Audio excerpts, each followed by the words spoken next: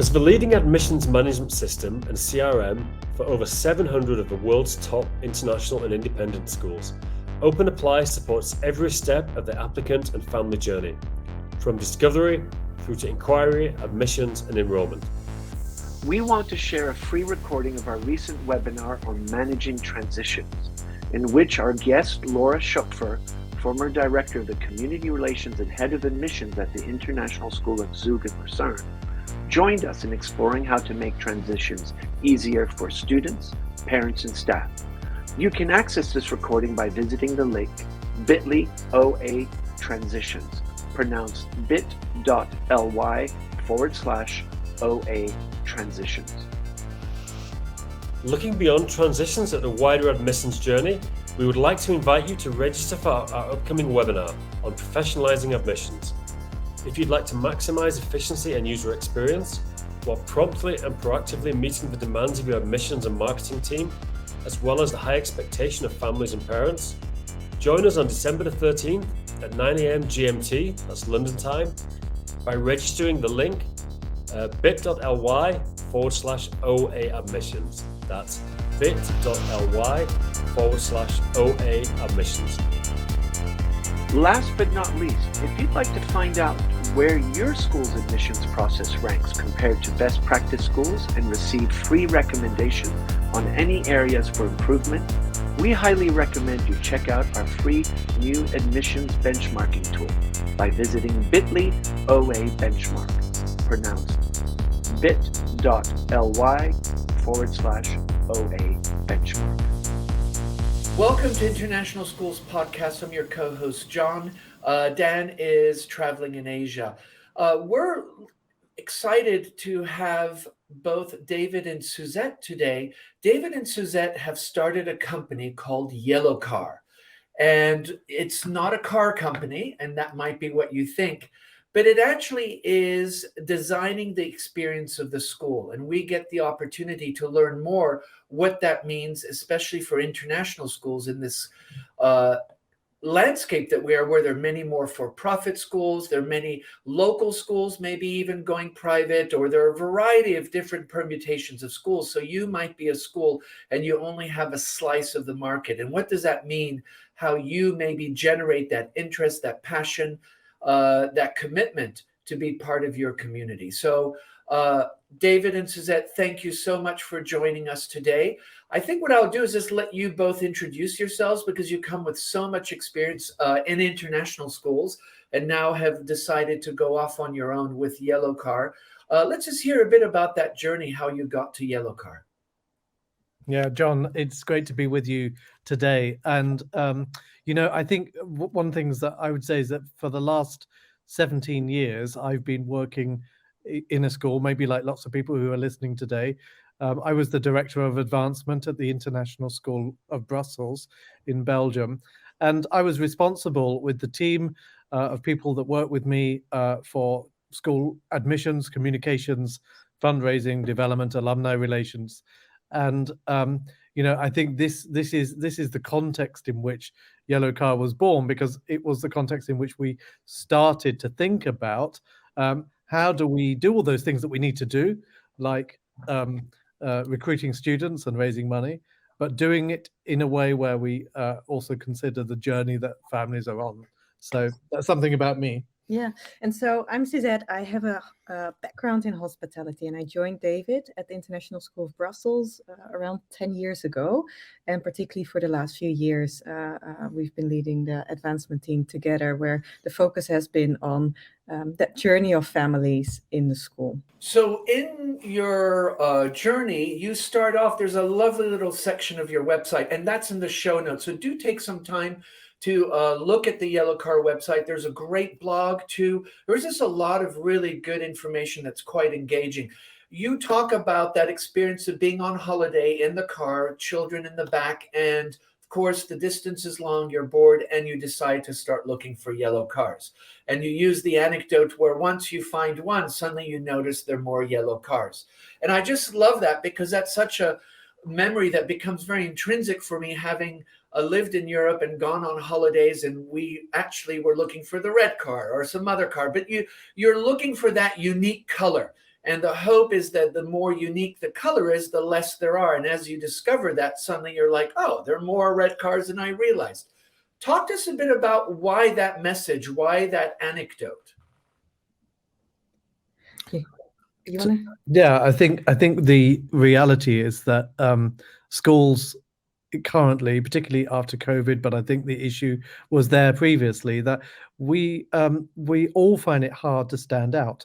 When parents are looking for a school in a town or a city, they probably Google the best international school or some such thing, and they get a long list of schools to look at.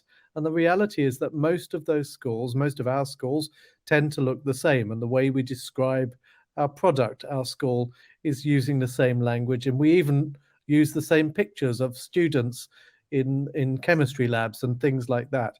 And so what we believe is that when it comes to standing out, one of the ways of being the yellow car in that list is actually to intentionally design that experience. And so we really felt, because actually that story of the yellow car was part of both of our childhoods, that in some ways it provided a link and a memory for us, but it also was a metaphor that people could identify with. And to be perfectly honest, we wanted our company to stand out in the crowd, not just to be called Educational Consulting Limited or some such thing. And so there's a certain intrigue that we want to put out there when it comes to talking about working at a company called Yellow Car. It's also strange to us that people use all sorts of different, they remember us in different ways. So sometimes we're yellow cab or yellow taxi or yellow bus. They always remember the yellow, and they know that we get people from A to B, but the particular mode of transport is unique to often what they're thinking about at the time. And what's fun is that in making that mental association, even today, we had someone send a picture of a yellow car that they see very often when they go to school every day, and they said, when I see that car driving to school every day, I often think of you and the work that you're doing. So then in some ways there is that standing out, and it causes a memory and an association with the work that we're trying to do. And I think the case is, and maybe Suzette, coming from the hospitality background, is this idea of uniqueness. And, you think of Apple, the computer company, and their logo is Think Different. Has nothing to do with computers, but we all know what that means. Or, companies use that.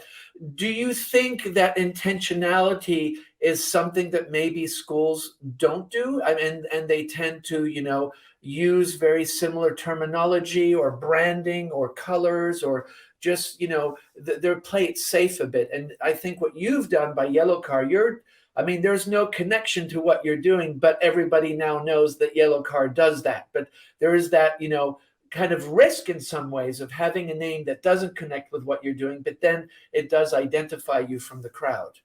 Yeah, exactly. And I think this is where people connecting to that story, the story of Yellow Car, and finding themselves or their schools in that same scenario allows them to feel connected and keep on thinking of us whenever they see a yellow mode of transport. Talking about the intentionality of designing experiences in schools, I think it's exactly that is lacking. Now, that doesn't mean that there's no great experiences in schools. A lot of the great experiences are simply created by chance, and we just didn't really put a name to it. But understanding how, first of all, understanding that every family is on a journey and what that journey looks like is already helpful for schools to understand how they can be more intentional when designing that experience. And what we have done is we've created this methodology called the life cycle of school experience, which is essentially that journey that a family is going through. And we've broken that down into 6 stages. That first stage is attraction, which is when a family is looking for a school for their child. They might be looking at a website, speaking to some of their friends, or doing a Google search. Then hopefully they connect with the school. They go through the admissions process, which is the second phase, admission. When that all goes well, they will be onboarding in the school, the induction phase, which is the third. And once they are part of that community, which is the engagement phase, we want to retain them, of course. We want to make sure that after all the work that we've put in place, that they stay at the school, which is that retention phase, the Fifth phase. the fifth. Yeah. And ultimately, when they leave the current community and they become part of your alumni community, that is what we call the departure and arrival phase, the sixth. And what we're realizing is that just for schools and the people working in schools to be able to break down that journey in almost manageable steps allows them to be more intentional about it.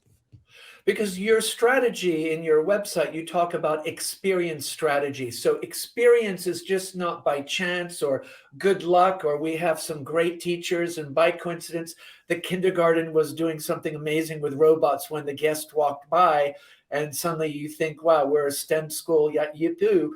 But you really talk about the idea of a strategy tied to the experience. And you alluded that maybe sometimes schools do this all by chance. Do they do this by chance because it's just easier or they don't have the time? Why are maybe schools just hoping that by chance things all work?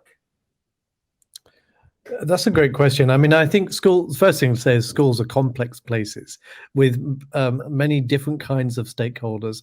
And anyone who's worked in a school will know that, there are a lot of cogs that have to turn in order for a school to function effectively. What we're saying is that, many of those systems that are in place can be effective, but the overall experience may still be broken. So let's take a step away from a school context for a moment and think about the difference between a hotel that is a reasonably good hotel and a great hotel. In any hotel, if you book it, you need to know that you're going to have a clean room, a relatively comfortable bed, and hot water when you take your shower. And those are kind of the basics that you expect from a hotel. And yet there are some aspects of a hotel when you walk in, the particular way in which you are greeted, the way in which they check you in. Sometimes in really great hotels, they actually take you directly to your room. Perhaps you've had a long, tiring flight and they take you directly to your room and check you in your room. So you don't even have to queue at that desk for a long period of time. Or they make it really easy for you to check out at the end, or they offer you additional services like, access to the pool or a spa or whatever it is. And what a great hotel has done in most cases is looked at every step of that journey, literally from the car park all the way through to reaching your room, making services available, and ultimately your departure. So it's very like this life cycle that Suzette has talked about. And what we're saying is, in just the same way as great hotels have taken each step and planned it, and planned what is going to be said and how you're going to be offered coffee, etc., schools probably need to think a little bit more about the experience that they are delivering to families as they go through that process of choosing a school, getting engaged in a school community, being involved, and ultimately leaving that school community. And that is by design, and somebody needs to think about doing that. And it goes back to that question, well, whose job is this? Our belief is that there are people in functions like advancement, communications, admissions, etc. Those are very often the people who have some real sense of what that journey might be like, and can offer some intentionality around that. And I think the danger actually is to think that it's only that team that curates the experience, and yet they might be the ones overseeing that journey one way or another. But if you bring it back to a school context and you just consider a family coming to visit your school for the first time, we often think that when they arrive at reception is their first impression of the school. But that's completely wrong, because they've already heard about your school. They've already looked at your website. They've already seen reviews that other prospective or current parents wrote about your school. But equally, they had an experience coming onto your campus. They might have met the guards already.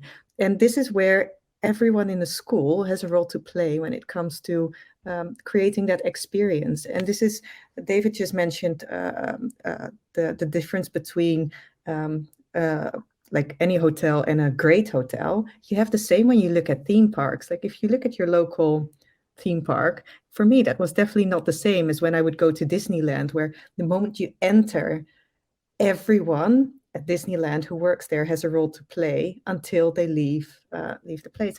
And it shouldn't be very dissimilar to schools. And that is really where the intentionality comes in. And I think, and I'm wondering, from your experience, having worked with many schools and also run an organization at that level of admissions and communications and marketing and advancement, is that most teachers feel disengaged from the process. Not because it's purposeful or on purpose. They just don't think that's not their business. That is not their business, is to teach and make sure good learning happens in the classroom. So, often I think, and from my experience, having worked in a few international schools, admissions is kind of on their own, and they have to bring the bums onto the seats. But everybody else just does whatever they want. Not that they're doing whatever they want, but they kind of focus on what is central to them. How do you think you shift? So when you're working with schools, and I imagine, you have this talk with the directors, the leadership teams. What are some things that schools can do to shift that kind of focus away from, oh, this is admissions business, we're just going to keep doing ourselves? Because what you're saying is that even the guard has to be part of that experience. As soon, the first human you interact with, that will mark you for the rest of that experience. So what are you telling schools to do, or how do schools actually come around that creative tension? So it's a number of things, and it reminds me, just as a small anecdote to really underline the point you're making. I remember a few years ago we were looking as a team at the different experiences that parents have at different stages in that life cycle, and we focused our attention really on the way in which we welcome families at our school at the beginning of their time. And we all know, how many letters we send and how many things they have to read and how many coffee mornings we invite them to. And I think we counted at one point that, a new family in our school would, in the space of, let's say, 2 weeks or maybe even 10 days, have the opportunity to attend something like 16 coffee mornings. Now, every one of those coffee mornings is probably a very valid coffee morning and would have been a great opportunity to connect.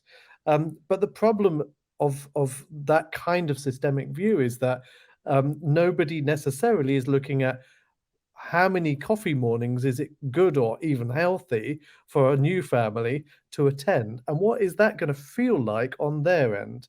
And I think, we've all seen parents sometimes at the end of their induction phase as we've onboarded them. First of all, they're addicted to coffee, but they're also quite exhausted by the amount of information we've given them.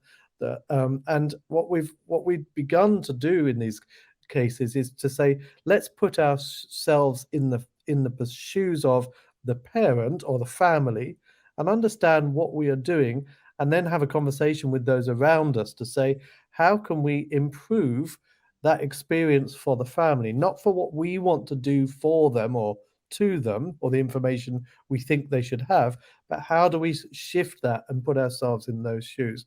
And I think this is where, in working with schools, what we tend to do is we actually develop something called a school experience audit.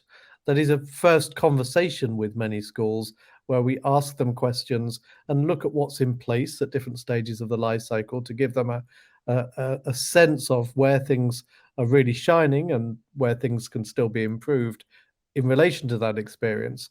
But one of the things we say is that it's really important when a school engages is that it's the whole leadership team, as well as the admissions advancement folk in support of that. But the leadership team has a critical function in curating that experience and thinking together about what does that mean for a middle school principal, or what does it mean for a director of operations or even a director of finance? Because even sending out a fee letter or an invoice is an experience. and we can send that invoice in a way that makes one feel good, and in a way that one potentially can feel less good. And so what we're saying is, even the smallest of things that we do, or the most administrative things, can actually be designed to be positive for the person who's experiencing it. And the reason why it's so important to have that alignment between what's actually happening in the school, what that experience for students looks like once they are what that learning experience is, versus what is being told when a family is going through the admissions process, versus what we're actually saying on the website. And what often happens in schools, as David mentioned before, they're complex places, is that even though the people working in schools are highly specialized, they're often also highly siloed. And that means that a marketing team might create a great website, and an admissions team might do a significant, like an amazing tour with the family.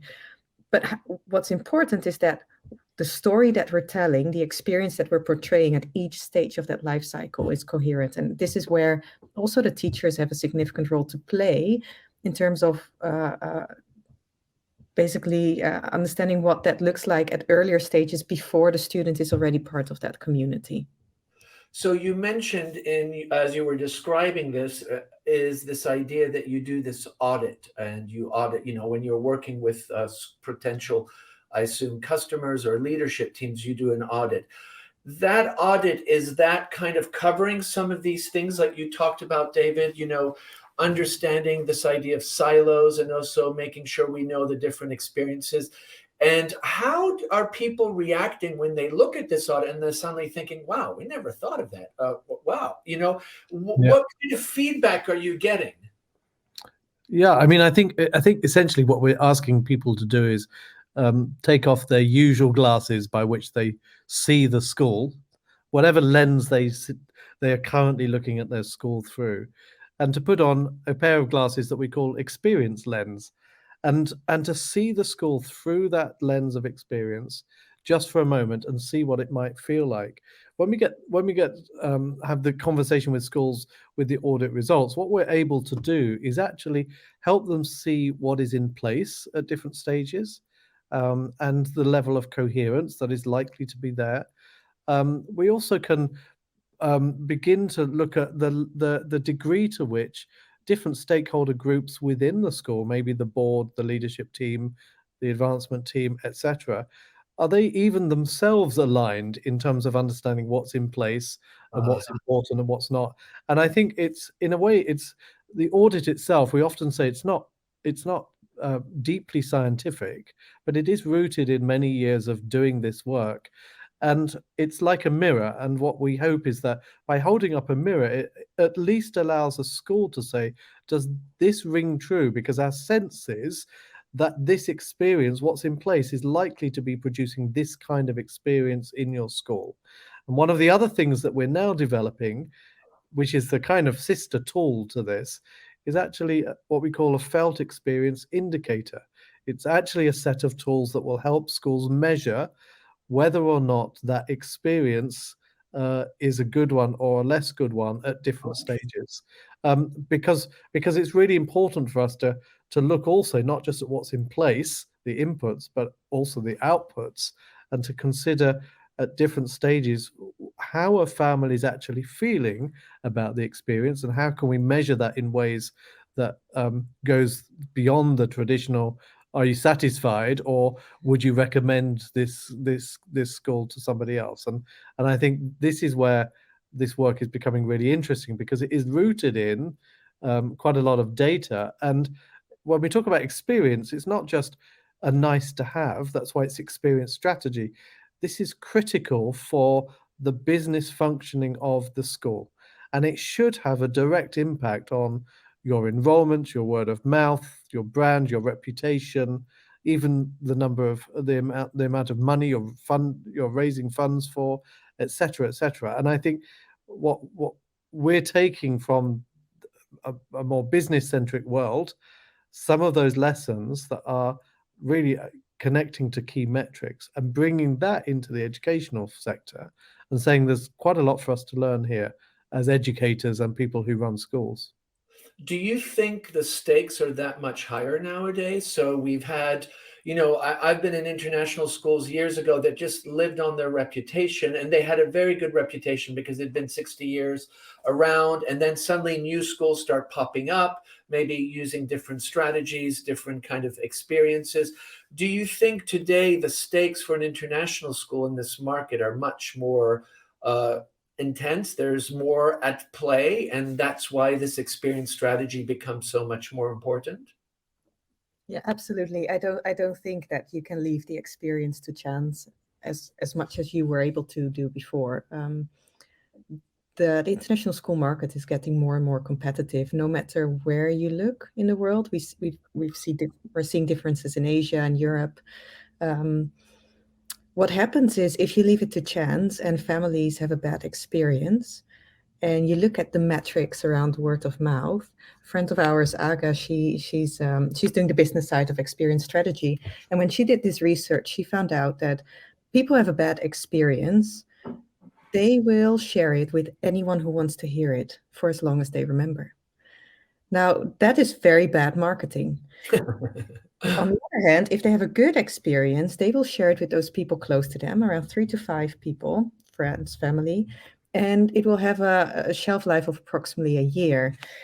Now, if you think about a highly competitive market where schools are pushing more and more of their budget towards marketing and campaigns and advertising, what we are saying is that it is much more effective to start looking at intentionally designing that experience and to not leave that to chance anymore, and to get some of those negative experiences out of the way and to get that positive word of mouth going.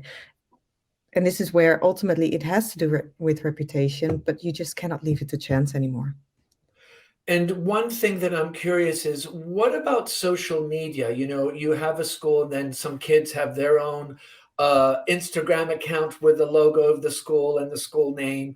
And there's the Facebook group of parents, disgruntled parents, or whatever, the staff association, those kind of things. What have you noticed about the impact of social media in that narrative that you're talking about, Suzette? Is if you have a negative message going out, the shelf life is quite long in the positive. Is that part of your strategies also engaging with, social media is a little more, you're kind of not always in control of it. I'm just curious how that is being managed for you when you're talking to people.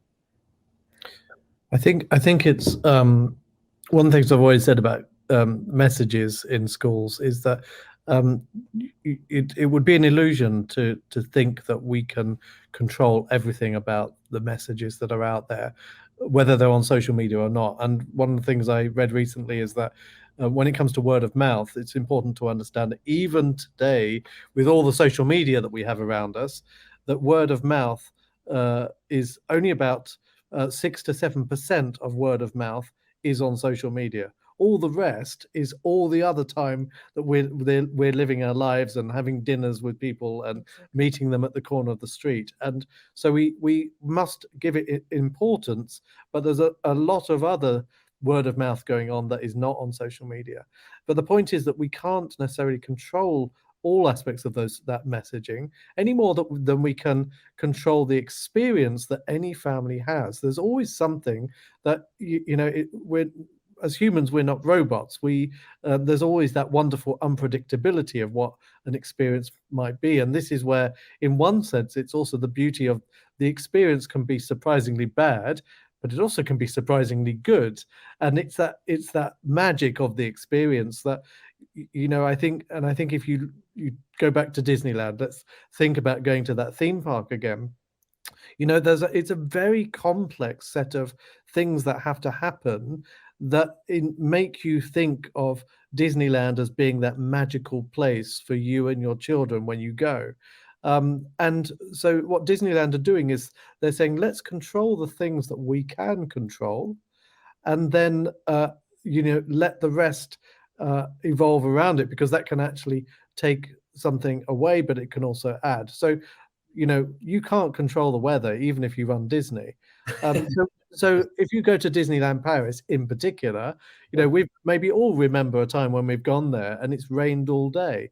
It maybe takes something away from the overall experience, but if at the end of the day the clouds begin to break and the sun is setting behind that castle and you have the parade, that magic moment will allow you to forget almost every drop of rain that has fallen on you for the whole day and made your sandwiches soggy.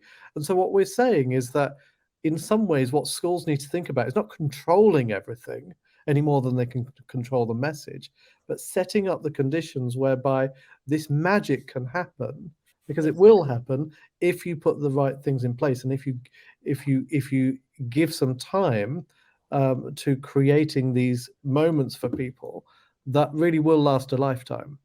I think it's so important what you're saying, David, is that so often schools want to control the message and social media, and they have Google alerts. Oh, this went on Facebook, panic stations.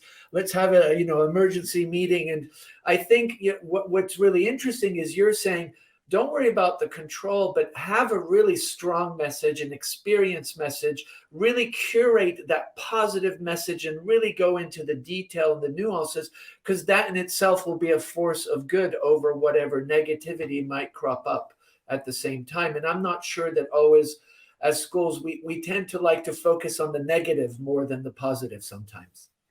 Yeah, and I think what's key to mention is you don't have the ups without the downs, right? So you cannot create an ultimately amazing experience. There will always be parts of the experience that might be less interesting, like dropping off your kids at school. It might never be an amazing experience, and that's fine.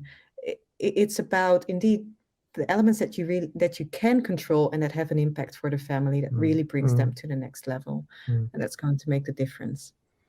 I think just one thing I'd add there, and I apologize if this feels like a podcast that's more about hotels than it is about schools. But if you think about TripAdvisor, one of the things we've probably all done is try to book that hotel, and we've gone to TripAdvisor to see what people say. And if you think about the last time you saw nothing but 5-star reviews, all saying this is the best hotel we've ever stayed at. And I think unless it's just me, I tend to get a little suspicious of that because it just feels like marketing. And what happens is if you then see someone saying, I'm going to give it 1 star, and this is why, it's because on this day they forgot that I was coming, they didn't have a room for me, etc. What you are then looking for is how does this hotel respond to something that was a bad experience?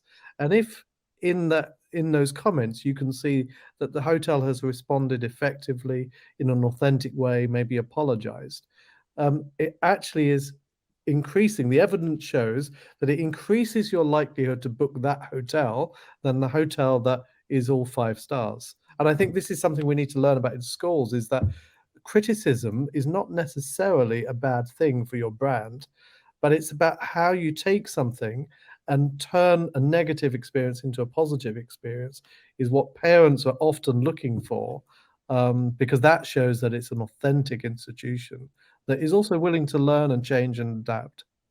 I think, David, that's so important. That point is being able to turn a negative experience and then react in an authentic way, as you use the analogy of the hotel. I think that is so important.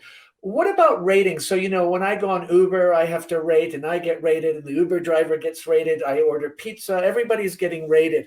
Are schools working with this rating system? Is that as endemic as with a lot of service industry apps and even my airline? I just wasn't actually in Brussels last weekend, and my inbox is full of, rate me, rate me. I'm just wondering, how are schools managing that? And is there a platform for international schools, or are there, great websites, but are there authentic places where parents can really get a sense of some ratings and reviews, or is that not yet very mature? I would say that it depends on the different, wherever you are in the world, and there are all sorts of lists out there. In North America, it's much more common, maybe in the UK as well, and Asia and Europe in international schools tended to steer away from those kinds of ratings, although we'd all like to be in the list of the 10 best international schools in Europe, etc. But I think the thing about rating is understanding really the criteria, because many schools are rated or rating themselves against academic outputs, examination results, etc., or criteria that are just not very clear, frankly. And I think one of the things that we're really interested in when we think about how we understand and measure the experience is actually another idea from the world of experience strategy, coming out of a company called Stonemantle, where one of the founders of that company talks about the importance of moving beyond the net promoter score, which is that idea that you say, and this is why when you go to a shop, immediately when you get home, they're saying, how would you rate your experience? Would you recommend us to somebody else? And you rate them out of 10. And the net promoter score is a calculation that where you basically take away all of those detractors who score 1 to 6 from those promoters if you score 9 and 10, and that gives you a number. And what Stonemantle are basically saying is that let's move beyond that and start asking different kinds of questions of people who are our customers.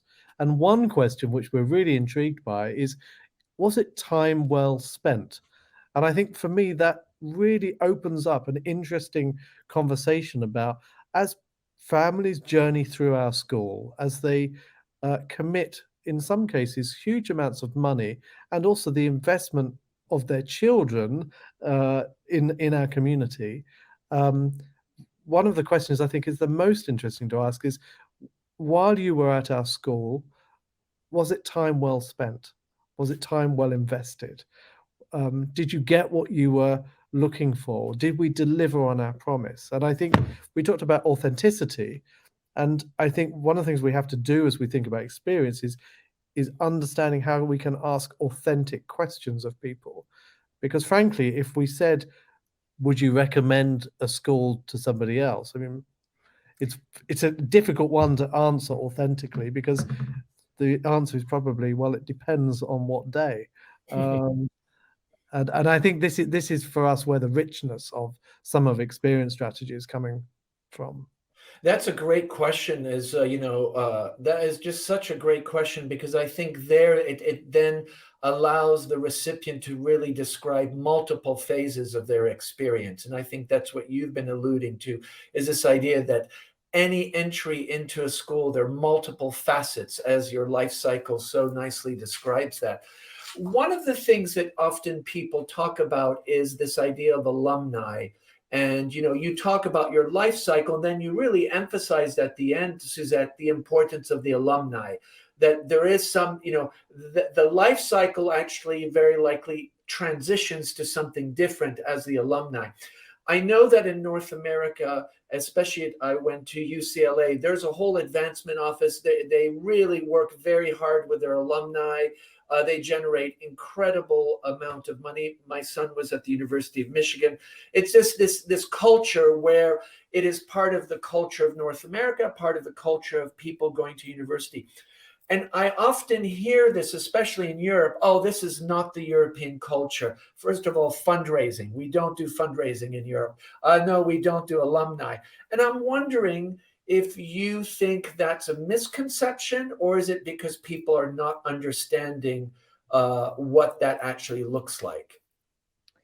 I think it's all coming back to the fact that people are so much focusing on their current community that often once families leave the community, it's a bit of an afterthought. I think that the alumni engagement in general is highly underrated. I see them as a significant goldmine, and not in the sense when it comes to fundraising, but ultimately your alumni are the product of learning in the school. They are great when it comes to stories of where they ended up, the impact they're having on today's world, what the learning experience was in the school, the guidance and mentoring they can give current students who are in the school.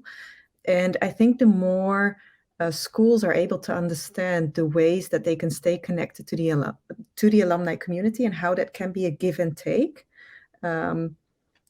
yeah, there's so much opportunity right there.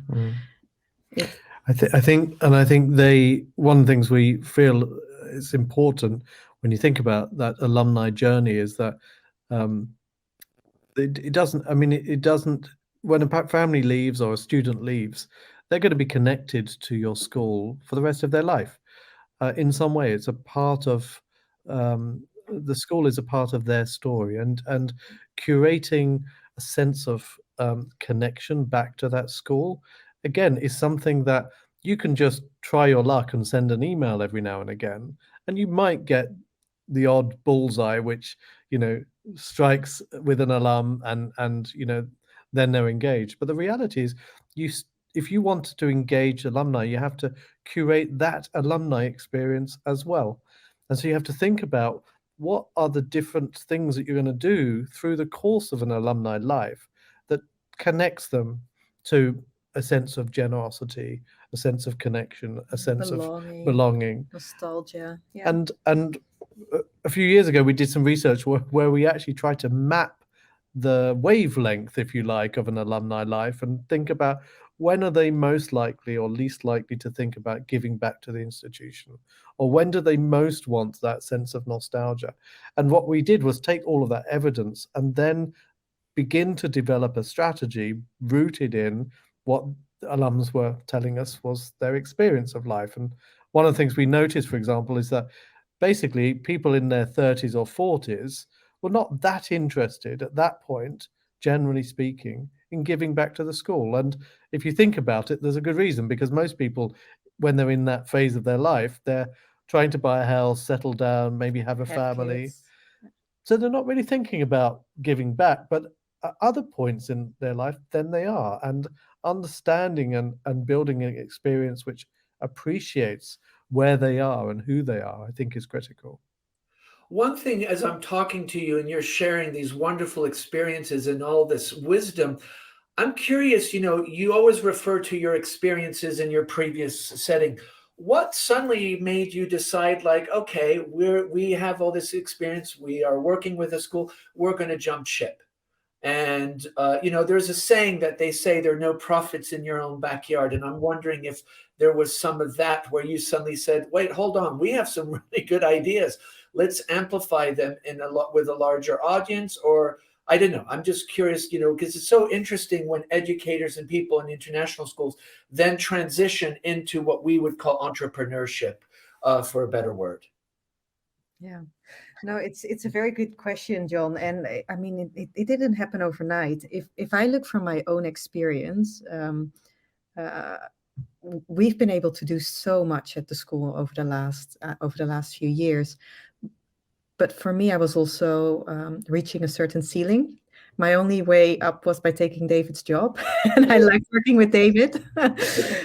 and so, for us, it just started with a conversation and the idea of taking it to the next level, and starting to look out there of what experience strategy really means and how that can apply to different school contexts. And I would like to say that we just wanted to widen the playground in a way, right? Yeah. It's we didn't always call it experience strategy. I just think intuitively we were trying to say to ourselves, we need to give families a better experience than we're giving them, and that helped us improve. We also found ourselves in the fortunate position of being able to connect with schools around the world, and either through writing, through delivering workshops, etc. And as Suzette said, there came a point where either she had to take my job, which I wouldn't have minded, but at times. But to be honest, I still needed a salary. But that we also wanted to work together, and because we were very passionate about what we're doing here, we do think that Yellow Car in some ways provides a unique lens through which to see a school, even if that's just for a few hours during a workshop. But it's also that some schools are saying, you know what, we want to really look quite deeply into this and really rethink aspects of what we're doing. And I think if we can support the school in that way, then that's great. The other thing I would say is, whenever you jump, it's always scary as hell. And we've been connected to a great school for a long time that was our bread and butter, but also our kind of social psychological safety. And now I would say that we've probably learned more in the last 7 or 8 months than we have in the last 7 or 8 years, because one of the things about being an entrepreneur is that you're always running, both with the ideas in your mind, but also trying to catch up with all those other aspects of running a business that you just previously never had to think about. Exactly. And I think in that aspect, we're each bringing like what we call a different superpower to the table. I cannot do what David does. I think David cannot do what I do. And Not this is at all. where we see the same in schools. Everyone has a superpower that they bring to the table. And we strongly believe that we're better together. It's also the idea behind the community, the Yellow Car community that we've set up, which was one of the first pillars of Yellow Car. Which is this online space where people interested in experience strategy working in or with schools are connecting with one another, celebrating, asking questions. And I think that's really at the heart of what we're trying to set up as well, it's being better together. You both are very passionate about what you do, and you have some very, very deep connections and understandings, and you have this experience that's so rich. Do you think that passion sometimes is okay to drive over maybe some of the not insecurity, but those questions like, I have no idea how to do that, but we have a good idea and we move forward? It must be a fuel for you in some ways. No, totally. I mean, it's what we're doing is the most exciting thing that I can think of doing, and I'm sure Suzette feels the same. I think it's schools are in a very challenging situation right now, and in different parts of the world, it's different kinds of challenges. But fundamentally, there are big questions being asked right now about the future business models of international schools, for example. And can those big traditional international schools survive against much more nimble, low-cost international schools that are popping up? And how are parents changing the way in which they purchase? What are the new generation of parents looking for when they think about an international school for their child? These are massive challenges, which are demanding that schools need to rethink a little bit that the extent to which they are really delivering an experience that is going to be seen as significant value for money and value for their child. And I do believe that as we think about the future of schools and international schools in particular, we probably are going to go into a phase where these schools are going to be looking more and more closely at that experience as a way of really standing out in the crowd. And David, when you and Suzette were looking at the market, and this idea that came up of experience strategy, there are other people doing advancement work. There are a lot of organizations and companies that are doing that. What was it that you suddenly said, this nobody else is doing? Was the clinchers, like, we have this little market, or we have this idea that's so unique and I can't see it happening anywhere else, and that's what schools really need? I'm just wondering, because Yellow Car is very unique in its name and just your whole approach. I having talked to other advancement people, I haven't seen that approach. Was that the selling point for you to say, yes, we've got it, we can move forward? Well, funnily enough, it's happening when we're speaking at conferences or workshops to other schools and realizing that what we're doing is different.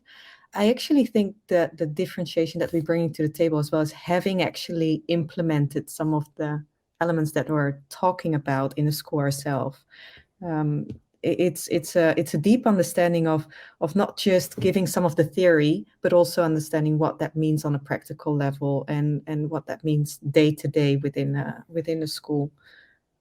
Yeah, I think if I can, I agree with you, Suzette. I think the one thing that's obvious as we talk is you're referring to things that you've done in a school setting.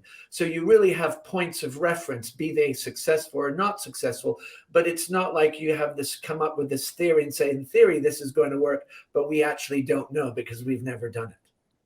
Yeah, exactly. And I think, we're in this interesting position now that we are outside of that context, but finding ourselves in a new set of schools, but now multiple schools, where we are, in a sense, still learning whether things work and taking a particular approach, which is very iterative. Whether we're working with schools on helping them reshape their team to be more aligned to this kind of work, whether we're looking at schools who really want to look at some aspects of their visual identity, which is also part of the experience, whether we're working with schools that are going through some kind of crisis and helping them refine and shape the experience in a moment of crisis. These are all opportunities for us to keep on learning and stay connected to what is actually happening. And I think this is very purposeful in the way we've approached this, is that we are not delivering simply on a series of principles that we once learned and are set in stone, because the context is constantly changing. And I think we just have to learn alongside people in schools now and work it out as we go along, but being very clear on what it is that we're bringing to the table, and the lens through which we really feel we ought to look at. The one thing I was going to say as well, going back to that idea of did we find a niche and then say, oh, that's therefore the reason why we're going to do this? Actually was much simpler than that. It was basically what we most love to do. And I think that's something where it's something, that I also want to teach my children as they think about the careers that they grow up and start to do, is that finding what you most love to do is something that is so important, and not everybody has that opportunity. So if we have that opportunity right now, then that's really great, because we can be passionate about it and make a difference for people around us. Absolutely. And that's just, it's just so obvious as you talk, and the depth of your experience, and also making those connections from what you believe. You have this kind of, I'm going to call it a moral compass, but your yellow car compass that kind of directs you in what you believe in and what you think are. But the other thing that I'm hearing is there's this agility that you go into a school and say, oh, that's interesting. Nuanced experience. We have that experience, but it's different. And I think that agility is something that you see with a lot of entrepreneurs. Able, as you said, David, you're learning as you go along, but you do have a very clear vision and this experience strategy, which is kind of your framework that you work with. I just want to thank both of you, because this has just been so interesting and fascinating to hear. And I'm walking away just realizing, as human beings, experience and how we feel has such a deep impact on how we react long-term or short-term. And I think that's what is coming out of this conversation with you. I don't know if you have any closing thoughts or anything you wanted to share before we wrap up today. No, I think we just want to thank you for this conversation, John. Yeah, well, thank you too. And just want to remind listeners, Yellow Car, go to their website. There's just a lot.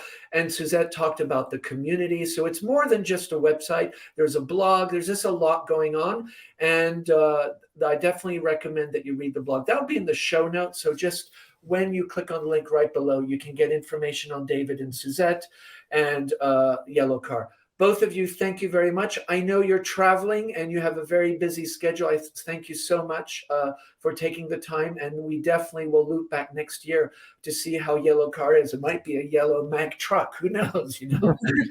We'd be delighted to let you know about our journey. So yeah, absolutely. Thank you both. Safe travels. And we look forward to hearing from you again.